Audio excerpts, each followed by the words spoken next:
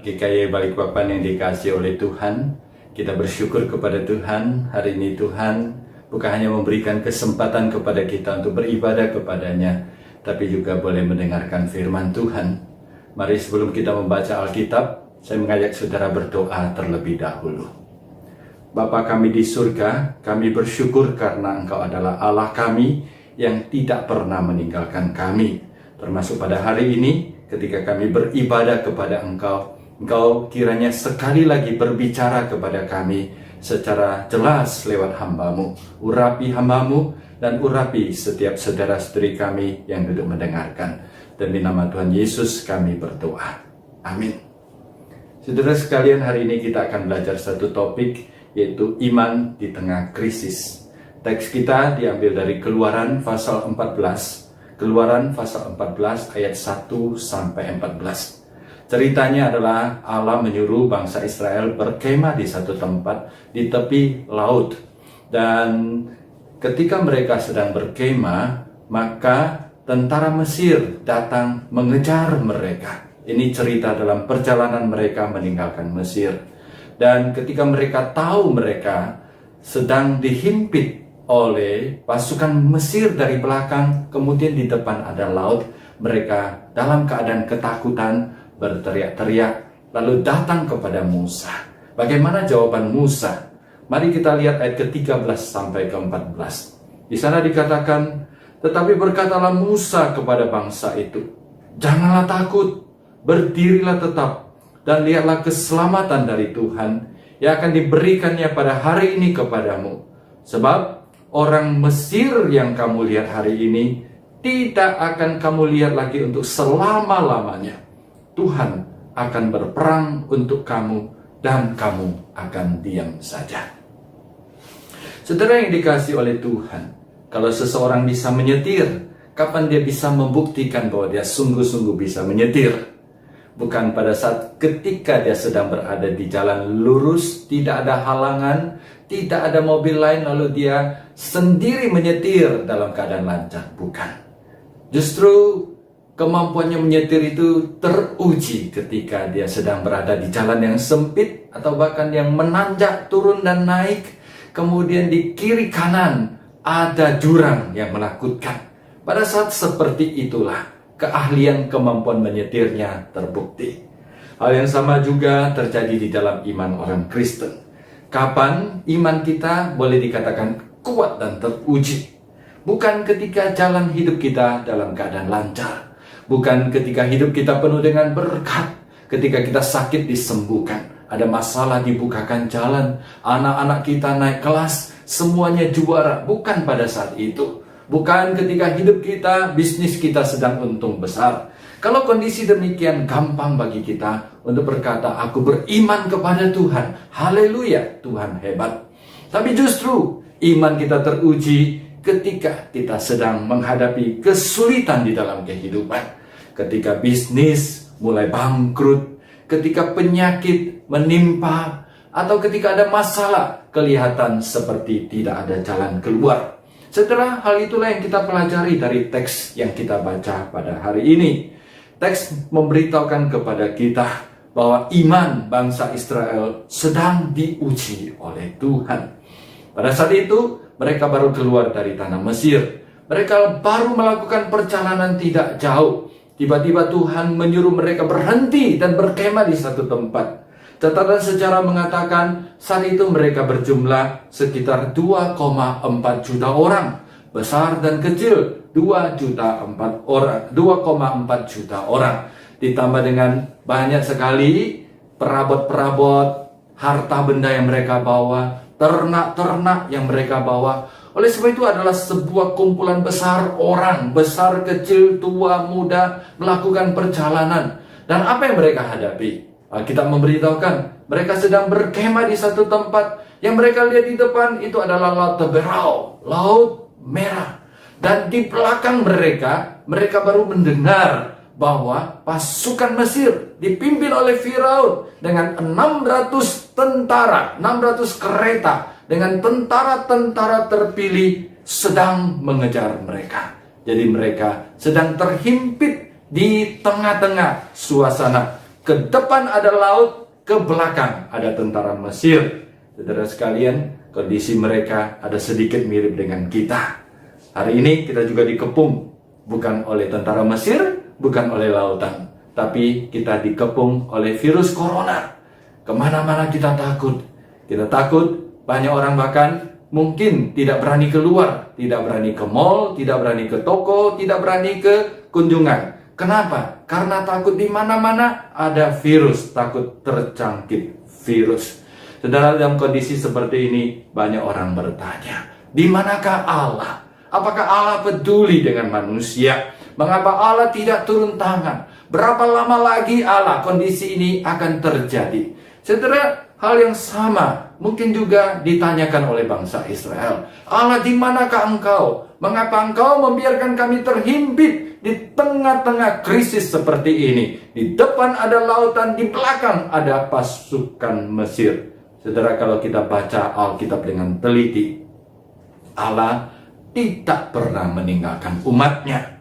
Saudara lihat, di ayat pertama, ketika mereka mau berhenti berkemah, Allah ada di tengah-tengah mereka. Justru Allah yang menyuruh mereka berhenti. Allah hadir bersama dengan mereka. Kemudian di ayat ke-6, di sana ketika krisis dimulai, ketika Firaun sadar bahwa bangsa Israel sudah melarikan diri, ketika dia mulai mengejar, Allah yang menggerakkan hati Firaun untuk mengejar. Jadi Allah ada di tengah-tengah mereka. Bahkan kalau kita terus baca Alkitab, ceritanya itu, ketika mereka berada di dalam krisis yang paling hebat, Allah hadir di tengah-tengah mereka. Bahkan Allah sedang membuat jalan, membuka jalan bagi mereka untuk keluar dari krisis yang mereka hadapi. Saudara baca terus ceritanya dari ayat 19 sampai 31 berkata, bagaimana Allah menyertai umat Israel.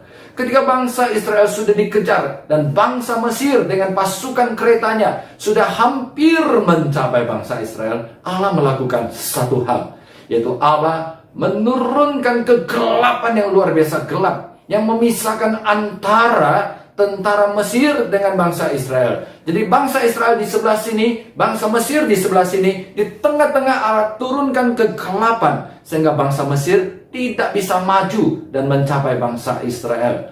Dan tidak lama kemudian Allah melakukan mujizat terbesar di dalam kehidupan bangsa Israel, yaitu Allah menyuruh Musa memukul air di laut itu, dan laut itu terbelah menjadi dua. Bangsa Israel besar kecil segala ternaknya bisa berjalan melewati laut, dasar laut. Dan Alkitab mengatakan kiri kanan ada tembok air yang melindungi mereka. Mereka berjalan dengan aman melewati laut di bawah pimpinan Tuhan. Dan yang lebih ajaib lagi, setelah bangsa Israel lewat, maka tentara Mesir mengejar. Dan tentara Mesir ketika berada di tengah lautan, maka Allah kembalikan air dan menutupi mereka. Saudara lihat bahwa Alkitab memberitahukan kepada kita bahwa apapun yang terjadi di dalam kehidupan kita, Allah tidak pernah meninggalkan kita.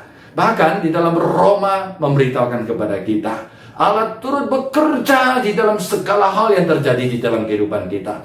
Apapun itu, apakah itu baik, apakah itu tidak baik, apakah itu manis ataupun pahit, apakah itu asam maupun pedas, apa yang terjadi di dalam kehidupan kita. Tapi karena Allah mengasihi kita, Allah bekerja melalui semua itu untuk mendatangkan kebaikan bagi orang yang mengasihi Dia. Jadi saudara, apapun yang kita hadapi, jangan sedetik pun meragukan kehadiran Allah. Jangan sedikit pun membiarkan iblis mengganggu, menggoda pikiran kita dengan memberitahukan kepada kita bahwa Allah sudah melupakan kita. Saudara, Allah tidak pernah melupakan kita. Allah mengasihi kita. Allah pasti menyertai kita. Bahkan catatan sejarah, para arkeolog menemukan bahwa di daerah sekitar tentara Mesir mengejar bangsa Israel melalui laut itu, ditemukan banyak sekali roda-roda, bekas-bekas kereta yang dipercaya itu milik bangsa Mesir pada waktu itu yang tenggelam karena air. Jadi Allah kita sungguh menyertai kita. Saudara, dari firman Tuhan yang kita baca hari ini, kita belajar bahwa manusia pada dasarnya terbagi menjadi dua, ketika menghadapi krisis di dalam kehidupan. Yang pertama adalah kelompok orang yang tidak beriman. Kelompok orang tidak beriman ini diwakili oleh sebagian besar bangsa Israel pada waktu itu. Ayat 10 mengatakan, ketika mereka melihat laut di depan dan ketika mereka mendengar derap kuda, bahkan mungkin mereka melihat asap yang membumbung tinggi, kereta kuda sedang mendekati mereka. Maka ayat 10 mengatakan mereka dalam ketakutan yang luar biasa. Saudara, itulah respons pertama orang yang tidak beriman. Takut kepada keadaan, tidak percaya kepada Tuhan, tidak yakin Tuhan menolong mereka. Kemudian yang kedua, ayat 11, mereka datang kepada Musa. Mereka datang kepada Harun dan mereka berkata, sudah kami katakan kepada kamu, jangan ganggu kami. Kami meskipun jadi budak di Mesir, kami rela. Sekarang kamu bawa kami ke sini. Saya tahu kamu bermaksud jahat kepada kami. Kamu ingin membunuh kami di tempat ini. Saudara, apa respons kedua orang tidak beriman? Respons kedua orang tidak beriman adalah menyalahkan orang lain, menyalahkan keadaan, bahkan tidak jarang menyalahkan Tuhan. Berkata, Tuhan tidak menyayangi dia. Berkata, Tuhan tidak setia kepada dia. Saudara, itu respons orang yang tidak beriman. Yang ketiga, saudara, orang tidak beriman ketika menghadapi kesulitan, ketika menghadapi masalah di dalam kehidupannya, maka yang dipikirkan adalah mati. Mereka menyerah kepada keadaan. Ayat 12 memberitahukan kepada kita, kita pasti mati di tempat ini. Kalau kita tidak mati dilindas oleh kereta-kereta pasukan Mesir, maka kita pasti mati tenggelam di dalam lautan. Saudara, orang yang tidak beriman tidak punya pengharapan di dalam kehidupannya, karena dia tidak percaya Tuhan menolong dia. Saudara, apakah saudara termasuk orang seperti ini? Jujur saudara sekalian, ketika COVID melanda kehidupan kita, saya sadar bisnis kita terganggu, kehidupan kita terganggu, bahkan kegiatan gereja juga terganggu. Hampir semua aspek di dalam kehidupan, bahkan di seluruh dunia, semuanya terganggu. Dalam keadaan demikian, apakah saudara takut? Saudara takut itu wajar. Tapi apakah saudara takluk di dalam ketakutan, menyerah di dalam ketakutan, tidak punya pengharapan lagi? Saudara, jangan demikian. Itu respons orang yang tidak beriman. Mari kita belajar dari respons orang beriman. Respons orang beriman ini diwakili oleh Musa. Kita bersyukur kepada Tuhan. Ketika seluruh bangsa Israel yang berjumlah 2 juta orang lebih itu tidak beriman. Mereka marah kepada Tuhan, marah kepada Musa, marah kepada keadaan, berpikir mereka akan mati. Tampil seorang yang beriman. Dia adalah Musa. Saudara, yang menarik adalah Musa menghadapi situasi yang sama. Di depan ada laut yang sama. Musa juga melihat pasukan Mesir yang sama ada di belakangnya. Musa juga menghadapi tantangan yang sama dengan bangsa Israel, tapi dia punya pandangan iman yang berbeda. Dia percaya Tuhan menolongnya. Musa tidak terpengaruh oleh keadaan. Musa tidak terpengaruh oleh kemarahan bangsa Israel. Sebaliknya, imannya bisa mengubah balik bangsa Israel yang tidak beriman menjadi beriman dan percaya kepada Allah. Saudara sekalian, Musa yakin Tuhan pasti mampu buka jalan. Tuhan menyertai mereka, Tuhan pasti mampu buka jalan. Saudara, yang menarik adalah apa yang dikatakan Musa kepada bangsa Israel.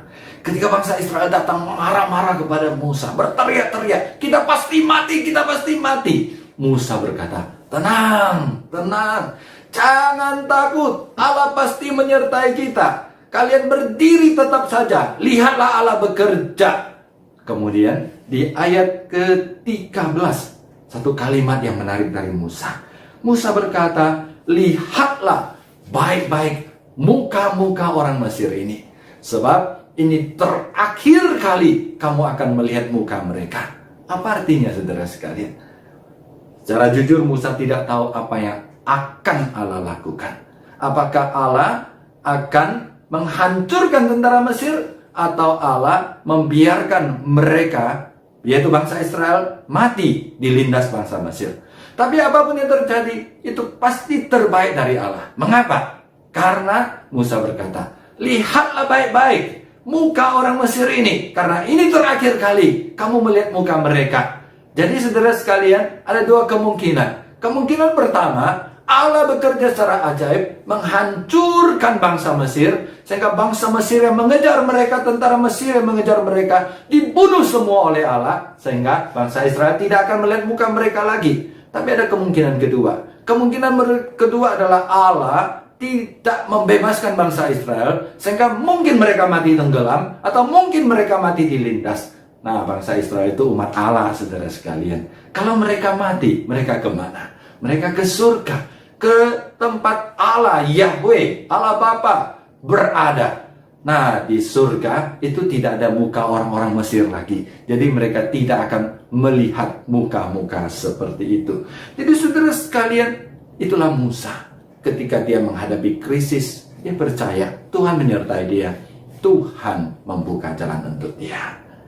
Permisi tanya saudara sekalian, bagaimana kehidupan Anda saat ini? Krisis apa yang sedang saudara hadapi?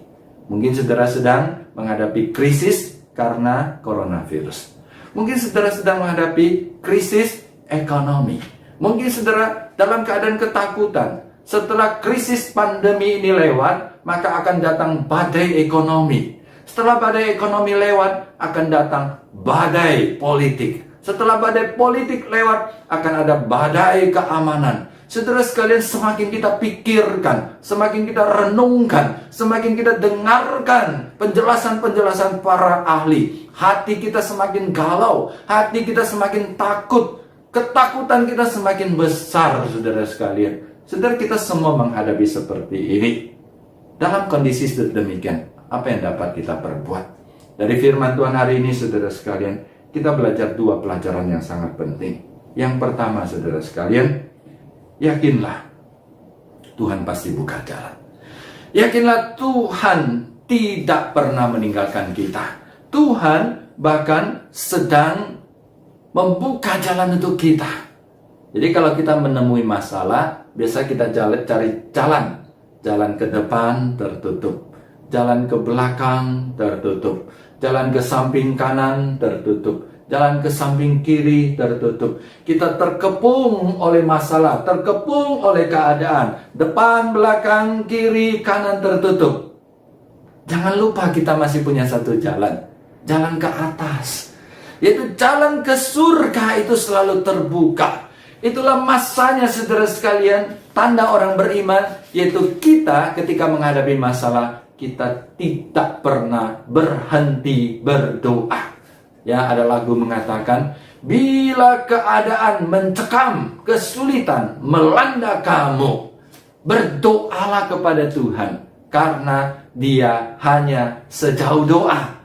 Kita cukup menutupkan mata, melipatkan tangan, berseru kepada nama Allah, dalam nama Tuhan Yesus, maka kita sudah membuka jalan untuk terhubung kepada sumber berkat, sumber kekuatan, sehingga hidup kita mendapatkan berkat dan kekuatan untuk menghadapi apapun yang terjadi di depan kita.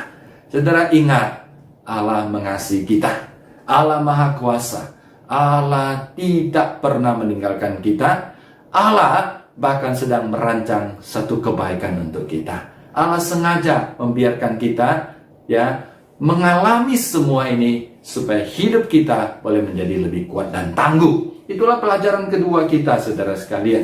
Mengapa Allah izinkan semua ini terjadi? Kadang-kadang saya bertanya, saudara sekalian, apakah Allah kurang kuasa sehingga COVID ini tidak mampu dihapuskan oleh Allah?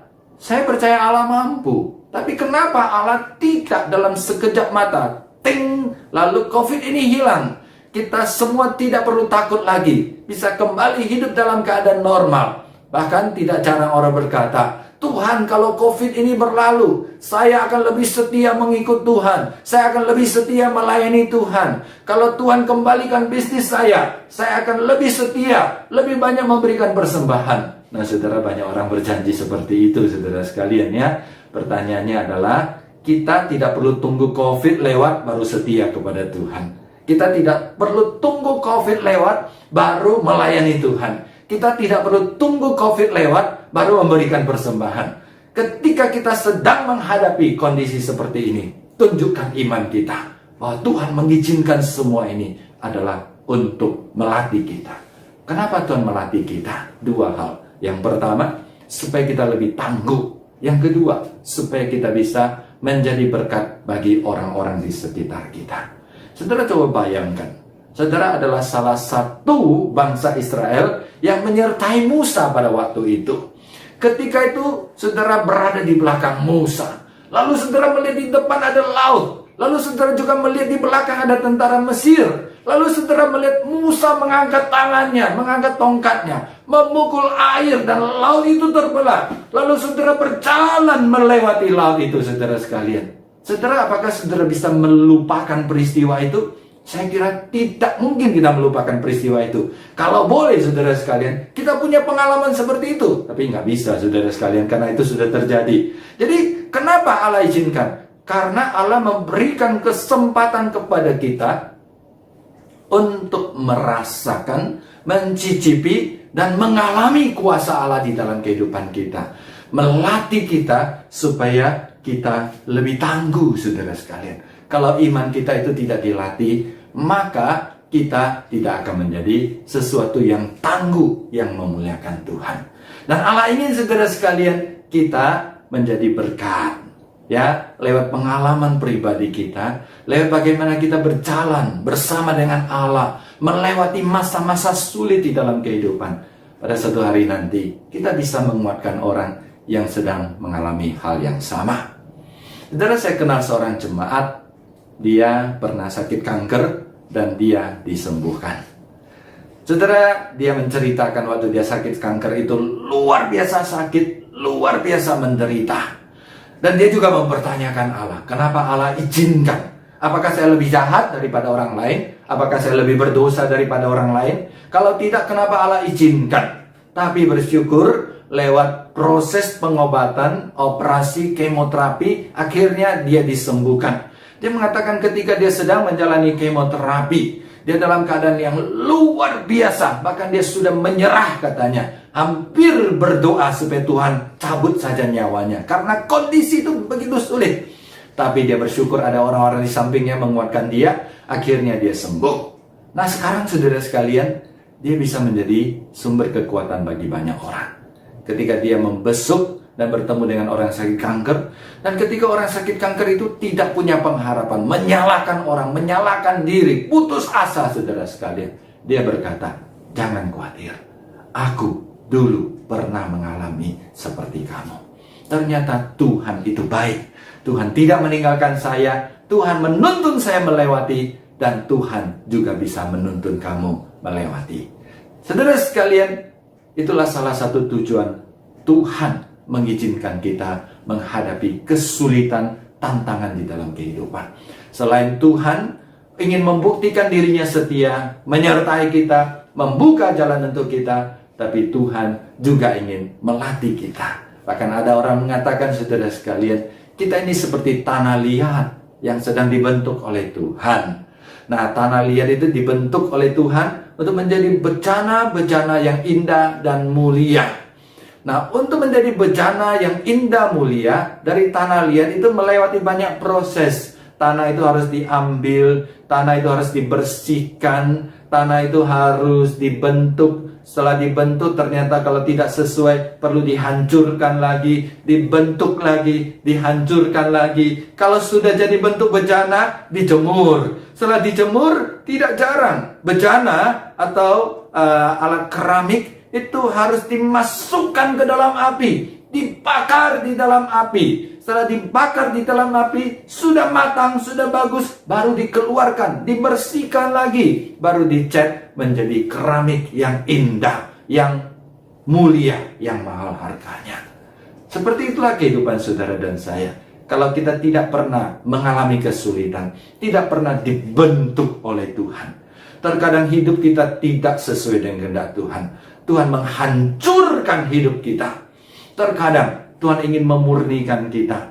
Tuhan seperti menempatkan kita berada di dalam api untuk dibakar. Tapi percayalah saudara sekalian, Tuhan membakar kita, Tuhan membiarkan kita terbakar seperti itu, bukan karena Tuhan membenci kita, bukan karena Tuhan sedang menghukum kita, justru karena Tuhan sayang kepada kita. Tuhan ingin hidup kita menjadi lebih baik dan lebih berarti. Maka Dia izinkan itu terjadi. Dan Tuhan tahu kekuatan kita. Pada waktunya nanti Tuhan pasti lepaskan kita, Tuhan pasti bebaskan kita. Dan ketika kita sudah dibebaskan dan dilepaskan oleh Tuhan, kita menjadi seperti bencana yang sudah diuji dengan api, yang indah, yang mulia, yang memuliakan Allah. Saudara, saya tahu mungkin sekarang kita semua sedang bergumul, sedang menghadapi keadaan yang sulit. Alkitab berkata, tetaplah, berdirilah teguh, jangan takut. Lihatlah Tuhan bekerja. Dia sedang membuka jalan. Bertahan sedikit lagi, maka pertolongan Tuhan akan segera datang, membuka jalan untuk kita, dan kita akan keluar menjadi pemenang yang gilang gemilang untuk kemuliaan Allah dan menjadi berkat bagi sesama. Tuhan memberkati saudara. Mari kita berdoa.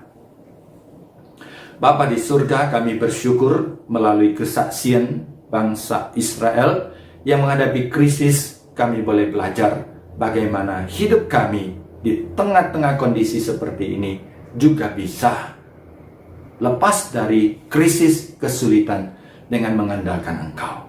Tuhan, ampuni kami kalau seringkali kami meragukan Tuhan. Ampuni kami kalau kami seringkali merasa mau menyerah dan putus asa. Ampuni kami kalau kami kurang beriman dan mengandalkan Engkau. Pada hari ini Tuhan, kami datang, kami kembali diingatkan supaya kami percaya bahwa Engkau pasti buka jalan, Engkau tidak sedetik pun meninggalkan kami. Bahkan Engkau akan menjadikan kami lebih indah dan lebih mulia untuk kemuliaan nama-Mu. Demi nama Tuhan Yesus kami berdoa.